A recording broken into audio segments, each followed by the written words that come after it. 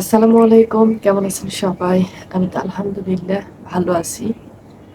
আমাদের জীবনের অর্ধেক সময়টাই কেটে যায় নিজেকে বুঝতে, চারপাশের পরিবেশ বুঝতে, আর বাকি সময়টা এখন চলে যাচ্ছে লড়াই করতে করতে।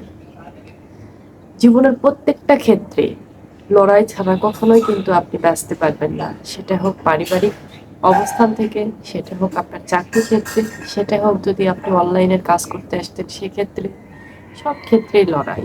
লড়াই ছাড়া আপনি কখনোই কিন্তু একটা জায়গাতে আপনি বাঁচতে পারবেন না বা টিকতে পারবেন না। পারিবারিক অবস্থানের ক্ষেত্রে যেটা বাবার বাড়ির ক্ষেত্রে কিছুটা হলেও কম। আপনি নিজের মন মতো থাকতে পারবেন, চলতে পারবেন, খাইতে পারবেন, সবকিছুই করতে পারবেন। কিন্তু শ্বশুরবাড়ির ক্ষেত্রে সম্পূর্ণটাই আলাদা। ওখানে আপনাকে টিকতে হলে যত বেশি কাজ তাদেরকে উপহার দিতে পারবেন, তাদেরকে দেখাইতে পারবেন, তাদের কাজ করে দিতে পারবেন, তাহলে ঠিকঠাক তাদের মন রক্ষা করে চলতে পারবেন। তাহলে তাদের কাছ থেকে ঠিকঠাক আশা ব্যবহারটা আপনি আশা করতে পারবেন। এটা কিন্তু একটা প্রত্যেকটা মেয়ের ক্ষেত্রে কিন্তু এটা অনেক অনেক বড় একটা লড়াই। আবার চাকরির ক্ষেত্রে ধরেন আপনি আপনার উপরের যে বস আছে তার সাথে আপনাকে মিলাই কাজ করতে হবে।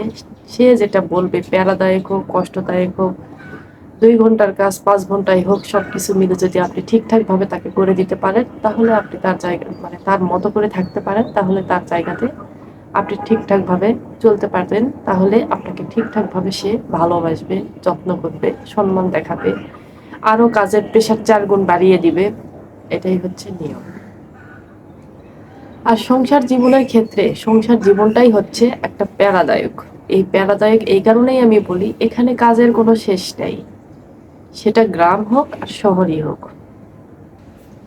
এখানে সকালে যদি আপনি ৬টায় কাজ শুরু করেন, এটা সারাদিন যদি আপনি কাজ করেন তাহলে কাজের কোনো শেষ নেই। তারপরও দিন শেষে শুনতে হবে তুমি কি করছো, কিছুই তো করোনি। আর যদি থাকে ২-১টা বাচ্চা কাচ্চা তাহলে তো ওটা সবকিছু আপনাকেই করতে হবে। আপনি যদি ৩ বেলা ভাত খান, ওই বাচ্চাটাকেও ৩ বেলায় আপনাকে খাওয়াইতে হবে। তাহলে একটা মানুষ ৩ × ৩ = ৬ বার। ৬ বার ভাত খাইতে কতক্ষণ সময় লাগে এখন চিন্তা করেন। এদিকে গোসল, এদিকে ধরেন বাচ্চাদেরকে ৩ বেলা খাওয়াচ্ছেন, বাচ্চা তো ৩ বেলা ঠিক মতো নাও খাইতে পারে। বিভিন্ন সময়ে আরো হয়তো বা ২ বার বা ১ বার নাস্তা শুরু তো অনেক কিছু বানাইতে হচ্ছে, অনেক কিছু খাওয়াইতে হচ্ছে। সেটার হিসাব না হলে বাদই দিলাম।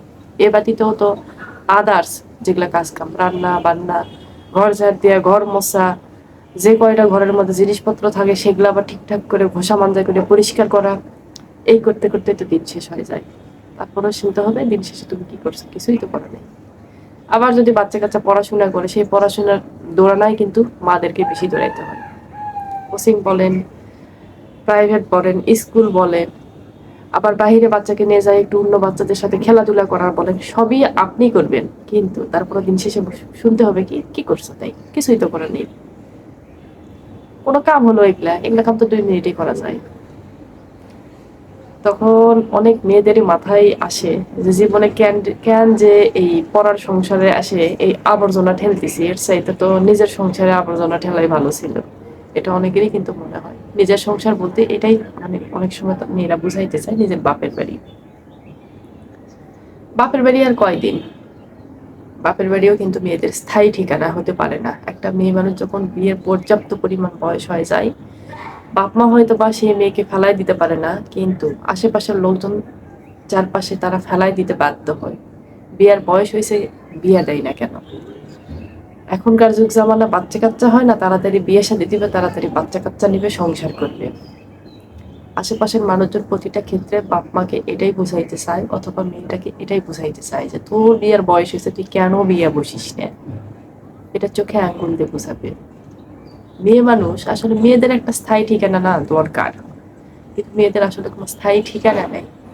বাপের বাড়ি, বাপের বাড়ি ওটা আপনি বাপের বাড়ি যাই থাকবেন, আশেপাশের মানুষজনের আবার জ্বালা যন্ত্রণা শুরু হয়ে যায়। এই আছে যাই না কে আল্লাহ খোদায়, ছাড়াছাড়ি হইলো নাকি, বনিব না তো হয় না। মানুষের জ্বালায় আপনি টিকবেন কোথায়? টিকের কোনো অপশন নেই। একটা মেয়ে বাপের বাড়িতে যায় তখনই থাকে একটু মানসিক শান্তির জন্য। কিন্তু মানসিক শান্তি কয়টা মেয়ে পায় বলেন তো? সর্বোচ্চ 4 থেকে 7 দিন হয়তো বা কিছু কেউ বলবে না। 7 দিনের পর থেকে এই এক কথা ওই এক কথা বলতে বলতে শুনতে শুনতে মেয়েটা মনে করে কি আমি নরকেই ছিলাম, নরকেই ভালো ছিলাম, ওই নরকেই আমি চলে যাই। অন্তত শুনতে হবে না এখান থেকে তুই কবে যাবি, এখান থেকে তুমি কবে যাবা, এটা তো শুনতে হবে না। শ্বশুর বাড়িতে থাকলে এই অপশনটা কিন্তু সাধারণত খুব একটা কেউ বলে না। আর বলার অপশনে কি, মেয়েদের তো শ্বশুর বাড়ি হলো স্বর্গের শেষ একটা ঠিকানা। যদি মেয়েটা সংসার শ্বশুর বাড়িতেই করে তাহলে ওইখানে কোনো বলার অপশন নেই। যদি মেয়েটা অন্য কোথায় স্বামীর সাথে যায় সংসার করে, সেক্ষেত্রে মেয়েকে বলে যে যাবা কবে সেই ঠিকানায়। তারপরে শুনতে ওটা কিন্তু মেয়েদের আরামদায়ক একটা জিনিস, যে জ্যাকেটটা বলতেছে, অন্তত বলতেছে না যে বাপের বাড়িতে কবে যাবা। কিন্তু বাপের বাড়িতে মেয়েদের কিন্তু একটা শান্তির জায়গা, সেই শান্তির জায়গাটা নষ্ট করে পাড়ার প্রতিবেশীরা, এই নষ্ট করাতে কিন্তু মেয়েরা বাপের বাড়ি যায় থাকতেও ভয় পায়। কিন্তু এরকম মন মানসিকতা থেকে বেরিয়ে আসাটা কিন্তু খুবই খুবই খুবই দরকার। ঠিক আছে, তাহলে সবাই ভালো থাকেন। আল্লাহ হাফিজ।